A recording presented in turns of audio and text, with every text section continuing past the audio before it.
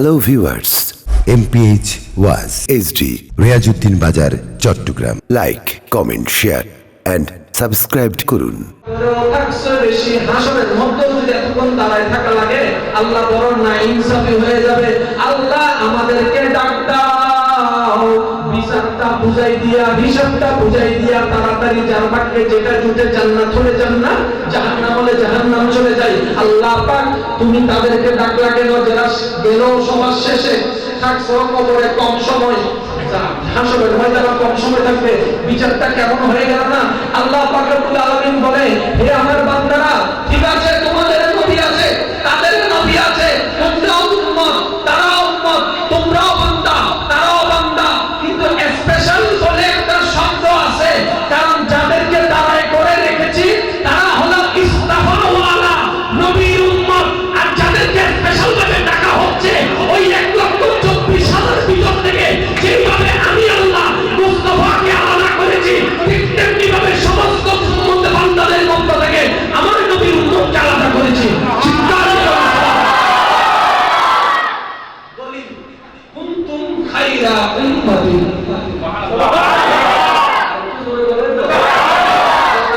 আমার যতগুলা বান্দা আছে তাদের মধ্য থেকে স্পেশাল হচ্ছে আপনি নবীর উম্মত যারা হবেন তারা সর্বদা স্পেশাল। আচ্ছা, এই যে মর্যাদাটা হাসরের ময়দানে আপনি আমি পাবো নিজের যোগ্যতার কারণে, আমলের কারণে, দানের কারণে, টাকার কারণে, বংশের কারণে, নাকি নবীর নামের উম্মত হওয়ার কারণে? সেই নবীর নামের কারণে এত মর্যাদা। সত্যি করে বলেন, সেই নবীর সুন্নত মতো যদি চলতে পারেন, আপনার জীবন কোন জায়গা থেকে কোন জায়গায় পৌঁছে যাবে আপনি তো কল্পনা করতে পারবেন। বলেন না, কষ্ট হচ্ছে? পরিবেশটা একটু তৈরি হওয়া দরকার, আর একটু মনোযোগ হওয়া দরকার। যত নবীর নাম শুনবেন তত অন্তরে মহব্বত বাড়বে, ঠিক না? একটু জোরে বলেন, অন্তরে শান্তি লাগতেছে কিনা? অন্তর শান্তি হচ্ছে, কারণ নবীর গুণগান শুনলে, নবীর পাগল যারা, তাদের অন্তরে একটু প্রশান্তি বেশি লাগে, না? আমি বলবো, আমার সাথে সাথে পড়ার চেষ্টা করবেন, পরিবেশটা নষ্ট করবেন না। আল্লাহর ওয়াস্তে কোন আওয়াজ নাই, কি মানে আওয়াজ আমার মধ্যে মধ্যে বলুন, ইয়া নবী ইয়া নবী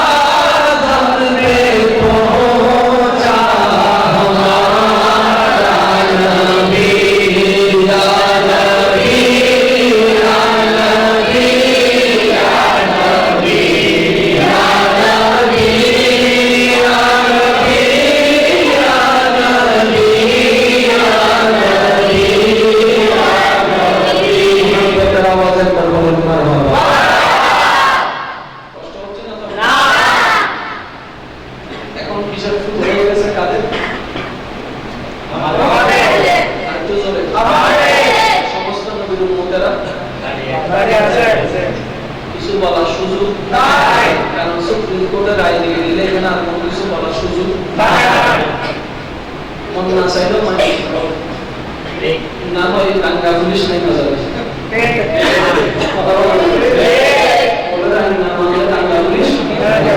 দাওয়াত দিয়ে আনতে হবে না, এমনিতে না শুরু হয়ে গেল।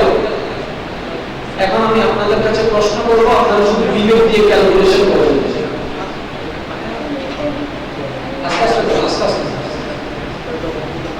আদম থেকে শুরু করে কিয়ামত পর্যন্ত আল্লাহর আনন্দ কত কোটি বান্দা হইল না হিসাব সাল এতগুলো বান্দা ক্যালকুলেটরে হিসাব আসবে না, এতগুলো বান্দাতে ক্যালকুলেটরে হিসাব আসবে না। প্রত্যেকটা বান্দার হিসাব কি হবে? আল্লাহ বলে সেকেন্ডের হিসাব দিতে হবে। প্রত্যেকটা বান্দার জীবনের সেকেন্ডের হিসাব আমি আল্লাহকে দিতে হবে। এখন আপনি ভাবছেন মনে করেন 60 বছরে কয়টা সেকেন্ড, সেটার হিসাব আমাদের কাছে নাই। আল্লাহ বলে সেকেন্ডের হিসাব নিতে হবে। এখন প্রত্যেকটা বান্দা যদি সেকেন্ডের আল্লাহর হিসাব দেয়, যারা 1000 বছর ভাবছে তাদের হিসাব 11,000 বছর আরো বেশি। এখন বলেন পুরা হাসরের বিচার শেষ হতে কয়দিন সময় লাগবে?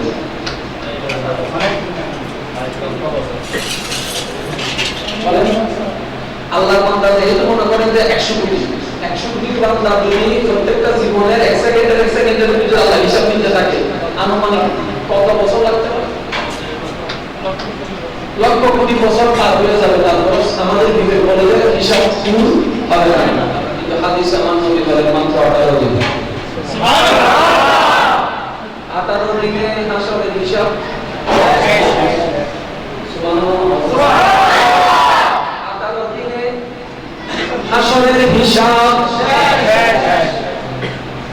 হাসরের হিসাব কতদিনে শেষ? আল্লাহ এটা কেমনে সম্ভব? আল্লাহ বলে তোমাদের বিবেকে যা অসম্ভব সেটাই তো আমার কুদরত। আল্লাহ মায়ের পেটে বাচ্চা থাকে কেমনে? আল্লাহ বলে এটাই আমার কুদরত।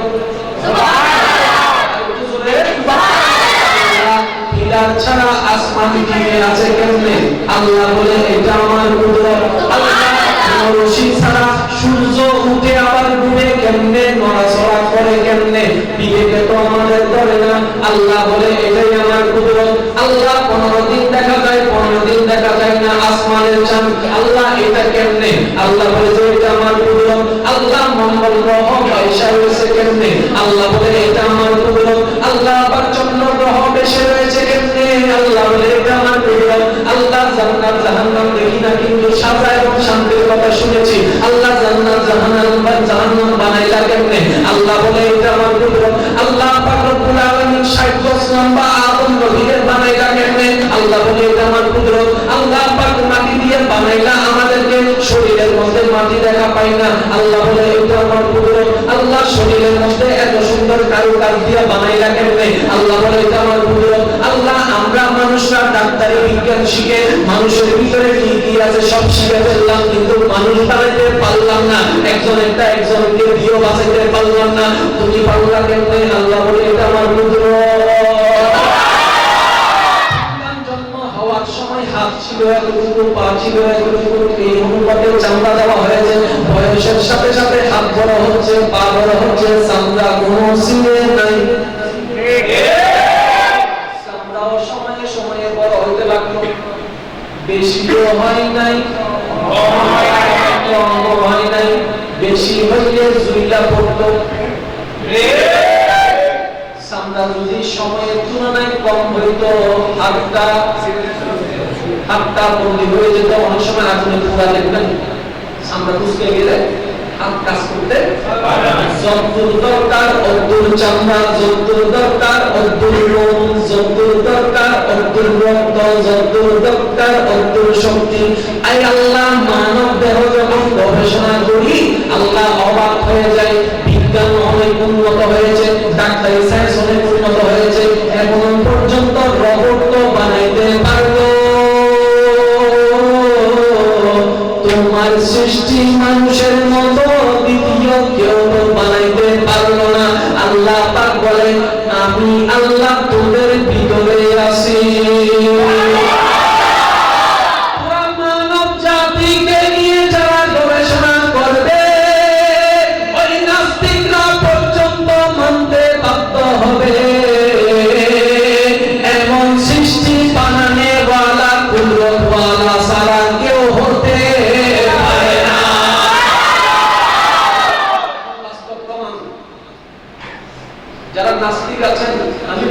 মানে ইচ্ছা করে নাস্তিক হয়ে গেছেন, হয়তো একটু বেশি বুঝেছেন না, হয়তো বুঝেছেন এনি হবে।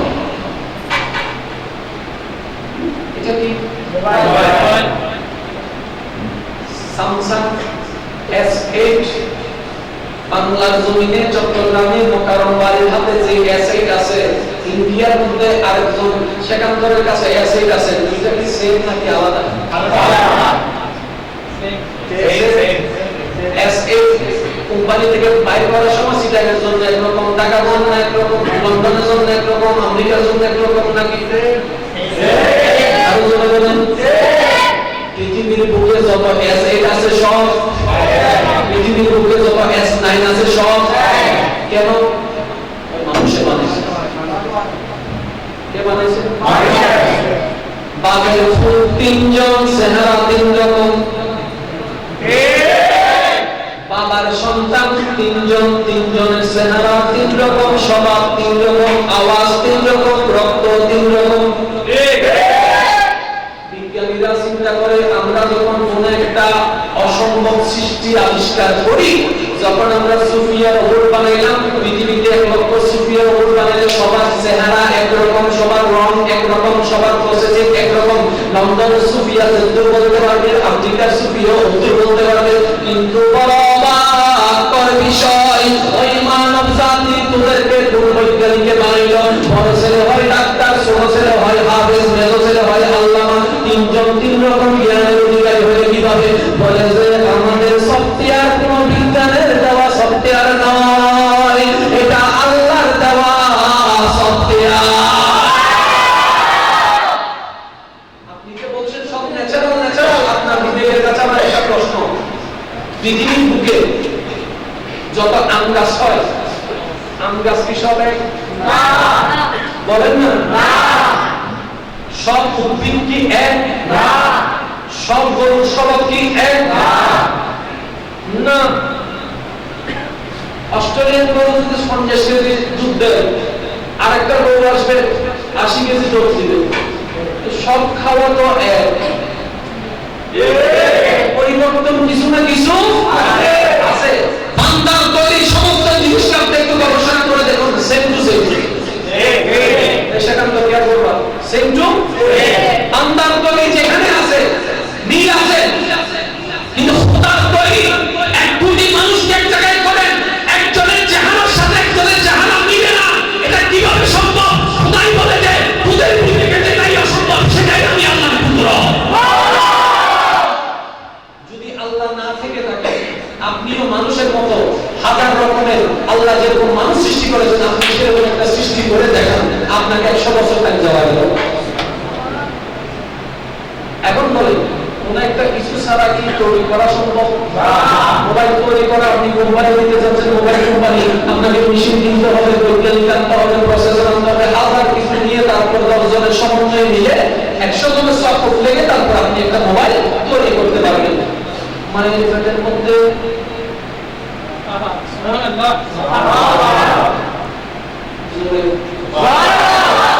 মায়ের পেটের মধ্যে 40 দিন গেল, 40 দিন গেল, গোস্তপিণ্ড তৈরি হলো, আর 40 দিন পরে দেখা যায় রক্তপিণ্ড থেকে গোস্তপিণ্ড, গোস্তপিণ্ড থেকে নাভি, নাভির থেকে শুরু। 3 মাস 4 মাস 6 মাস যাওয়ার পরে ডাক্তার যখন আলট্রাসোনোগ্রাফি করাইলো, তখন দেখে যে এত বড় গোস্তপিণ্ডটা এত বড় হয়ে গেছে। ডাক্তার বলে কেমনে? ডাক্তার বলে কেমনে? কথা বললো না। 8 মাস পরে যায় দেখে যে এমনি না তেমনি না, হাত বাইরে গেছে, পা বাইরে গেছে। 3 দিন 40 দিন পর কি হচ্ছে? বলেন না কি হচ্ছে? এখন ডাক্তারে দেখতেছে যে সে যেটা বড় হচ্ছে, আমি যখন মার্কেট দিয়েছিলাম আর কি, যে আমরা বড় হচ্ছি ভিতরে জানো আছে, জানো আছে। এখন ডাক্তার এখন নিঃশ্বাস নেই কেমনে? জান যেহেতু আছে, খাওয়ারও দরকার আছে, না খাইলে তো মরে যাবে। ডাক্তার বলে যে খাইলো কেমনে? মায়ের কোনো কথা বলবো না। 9 মাস যখন হয়ে গেল, আলট্রাসোনোগ্রাফি করে দেখতে বাচ্চা ঘুরে ধরে এমন করে তেমন করে। ডাক্তার বলে যায় এখানে যতগুলো নারী বুড়ি আছে, বাচ্চার পা তো ফেঁসাই গেলে তো মরে যাবে, কিন্তু ফেঁসাই গেছে না তো। নারী আছে না নাই? নাভি আছে না নাই? যে পেটের ভিতরে তার কি কোনো বুঝ আছে? মায়ের পেটে যখন আপনি আমি ছিলাম, পানির উপর বাসা অবস্থায় ছিলাম, অনেক সময় শুনবেন যে মায়ের পেটের পানি শুকিয়ে গেছে, রিস্ক হয়ে যায়, তখন অপারেশন করা লাগে। মায়ের পেটের পানির ভিতরে আমরা বাসমান ছিলাম, নারী ছিল, রশি ছিল, কত কিছু ছিল, বাচ্চা ডাইনে যায়, বামে যায়, আদুরি লবে লাগে। ডাক্তারে বলে কেমনে? মায়ের কোনো কথা বলল না। যখন সন্তান যেই বাড়ি হয়ে গেল, আসার সাথে সাথে ওয়ান করে কান্না করলো। ডাক্তারে বলে এতদিন তুই চুপ করে ছিলি, এখন কান্না করে লিখেন, তুই কেমনে বুঝলি কোনটা মায়ের পেট কোনটা দুনিয়া? ও বাচ্চা তুই বল, কেমনে বুঝলি মায়ের পেট, কেমনে বুঝলি এইটা দুনিয়া? দুনিয়াতে আসার পরে ডাক্তার যখন বুকের সাথে নাক কান লাগাইলো, কান লাগাই দেখেছে বাচ্চা ভাই একই জিনিস যদি মায়ের পেটের মধ্যে ভর্তি, মানে তো সম্পর্ক এখানে দিয়ে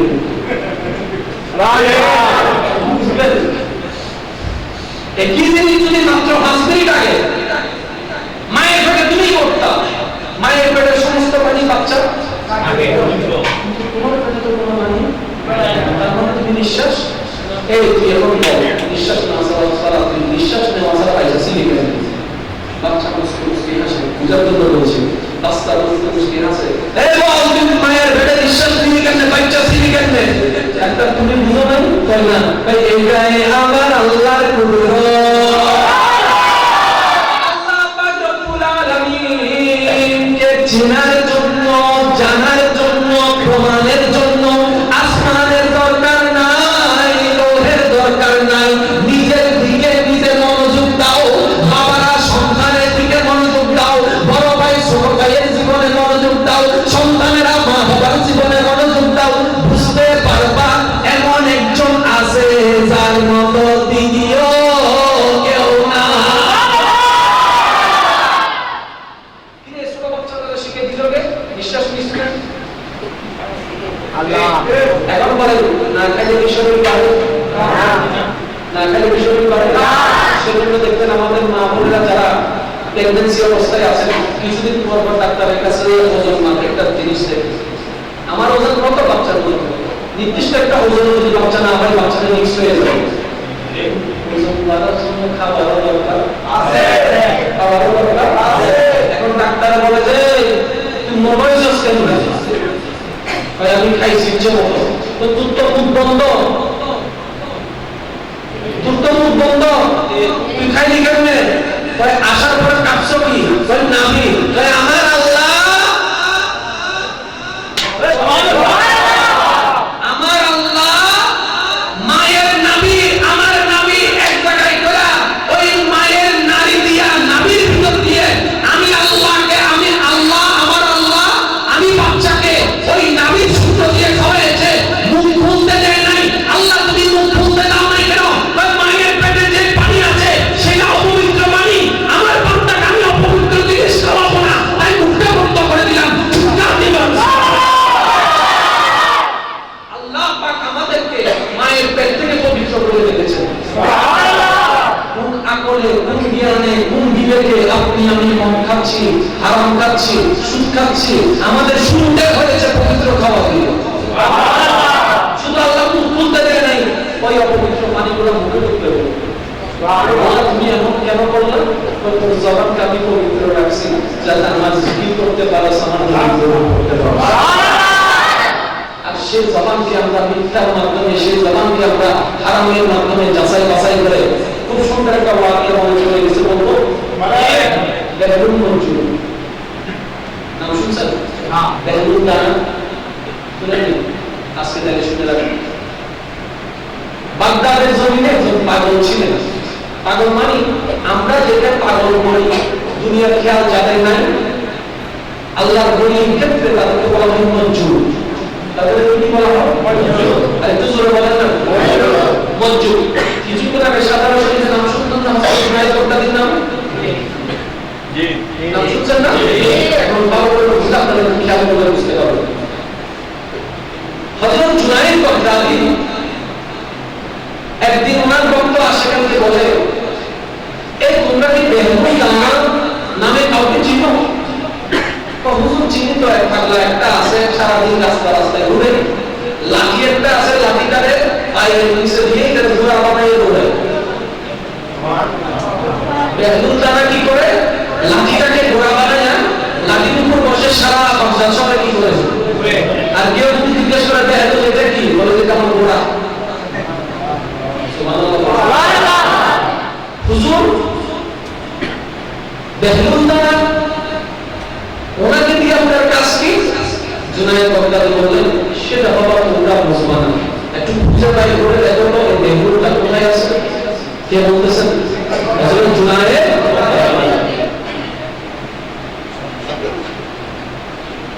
খুঁজে বাই করে যাবে বেহলুলটা নাকি, মনোযোগ দিয়ে শ্রবণ করুন। জুনায়েদ বাগদাদি সে মজদুর, দুনিয়ার বিরাট, দুনিয়ার খবর যার কাছে নাই, লোক আলোচনা নাই, নিজের ধ্যানে মগ্ন থাকে। ওনার কাছে গেলেন, যাওয়ার পরে জুনায়েদ বাগদাদি সালাম দিলেন। সালাম দেওয়ার পরে বেহলুল দানা ওয়া আলাইকুম সালাম বলে প্রথম কথা বললেন, ইয়া জুনায়েদ। সুবহানাল্লাহ। ও জুনায়েদ, কি কাজে আসছো আমার কাছে? বুঝতে পারলাম না মানুষ, পাগলের কাছে তোমার কি কাজ? ভাই আমি আপনার সাথে কিছু থাকতে চাই, আপনার থেকে আমি কিছু শিখতে চাই। তো বেহলুল বলে যে সবাই আমার পাগল বলে, আমার থেকে তোমার মতো আলেমে কি শিখবে? তো জুনায়েদ বাগদাদি বলে যে তো আপনাকে সবাই কি বলে সেটা আমি জানি না, আমার জানার দরকার নেই, আমি আপনার থেকে কিছু শিখতে চাই। এবার বেহলুল নানা প্রথম প্রশ্নকে বললেন, ঠিক আছে তুমি আমার সাথে থাকতে চাও, কিছু শিখতে চাও, আমি তোমাকে রাখবো, আগে আমার কিছু পরীক্ষা নিব, পরীক্ষায় তোমাকে পাস করতে হবে। জুনায়েদ বাগদাদি বললেন যে কি এরকম পরীক্ষা নিবেন, প্রশ্ন করবেন, উত্তর দিবেন, এটাই তো স্বাভাবিক। বেহলুল নানা আল্লাহ ওয়ালা ব্যক্তি, দুনিয়া যাকে পাগল বলল, মজনু বলল, বিশ্ববিখ্যাত তৎকালীন সময়ের আলেম জুনায়েদ বাগদাদিকে প্রথম প্রশ্ন করলেন, আচ্ছা জুনায়েদ বলো তো তুমি কি খাবার নিয়ম জানো? খাবার খাওয়ার নিয়ম জানো? তো এটা কেমন প্রশ্ন? এটা সহজ, এটা তো সহজ, তো জানি তো, বলো তো। তো জুনায়েদ বাগদাদি বললেন, প্রথমে হাত ধুইতে হবে, তারপরে খাবারটা নিয়ে বসতে হবে, তারপরে সুন্নতি নিয়মে বসতে হবে, তারপরে বিসমিল্লাহ বলে খাবার শুরু করতে হবে, সুন্দর করে এমন ভাবে খাইতে হবে যেন আঙ্গুলের উপর দিয়ে উঠে না যায়, এমন ভাবে খাওয়া যাবে না যেটা দেখলে অন্য যারা খাচ্ছে তাদের অবস্থি চলে আসে খাওয়ার প্রতি, এভাবে খাওয়া যাবে না। সুন্দরভাবে নিজেরটা নিজে খাইতে হবে, অন্যের খাবার উপরে চোখ দেওয়া যাবে না, খাবার শেষ করে আলহামদুলিল্লাহ বলতে হবে। সুবহানাল্লাহ। জুনায়েদ বাগদাদি উত্তরটা দিলেন এইভাবে। এটা শুনে বেহলুল দানা বেহলুল মঞ্জুর বলে, জুনায়েদ এখনো তো খাবার নিয়ে বসিও নাই, তুমি আমার সাথে কি থাকবা, তুমি তো এখন খাবার নিয়ম। বেহলুল দানা এখান থেকে টাকি উচ্চালে নিচে পড়ছে। জুনায়েদ বাগদাদি ওনার পিছনে পিছনে যাচ্ছে, কিছু দূর যাওয়ার পরে বেহলুল দানা ফিরে তাকাইছে, দেখে যে জুনায়েদ বাগদাদি আসতেছে। ঠিক আছে, একটা পরীক্ষা ফেল করছো, দ্বিতীয় একটা পরীক্ষা করে এটা যদি পাস করো তাহলে রাখবো। হুজুর প্রশ্নটা করেন, স্যার বলো তো কথা বলার নিয়ম জানো? হুজুর জানি তো। স্যার বলো তো কথা বলার নিয়ম কি? তখন জুনায়েদ বাগদাদি বললেন, অযথা কোনো কথা বলা যাবে না,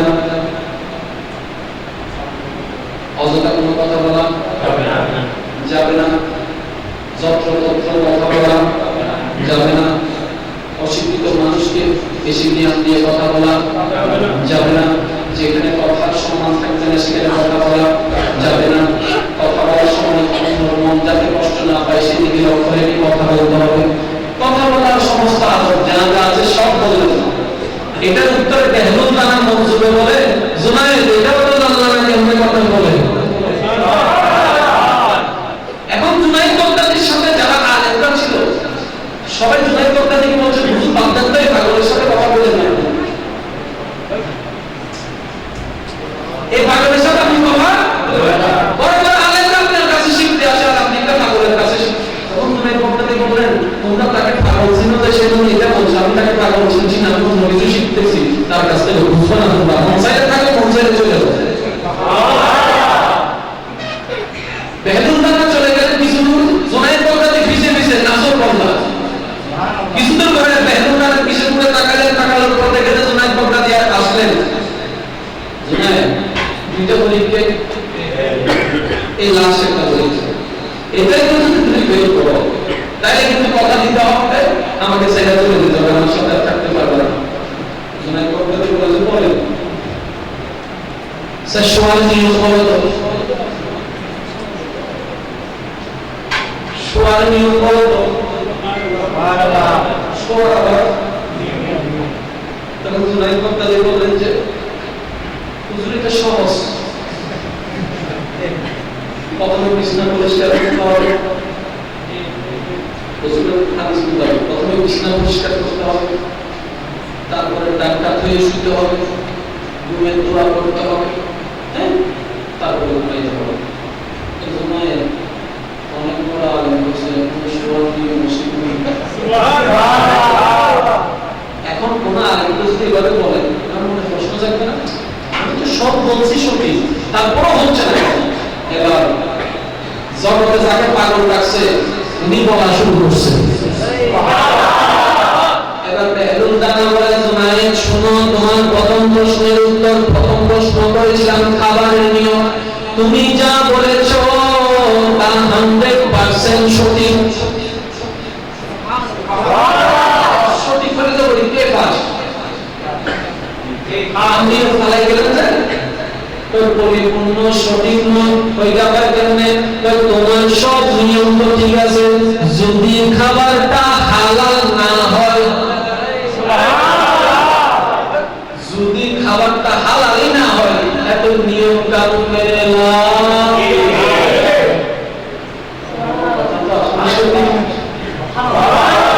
আগে তো খাবারটা হালাল হতে হবে, তারপরে না নিয়ম কানুন বিসমিল্লাহ আলহামদুলিল্লাহ, এই কথাটা।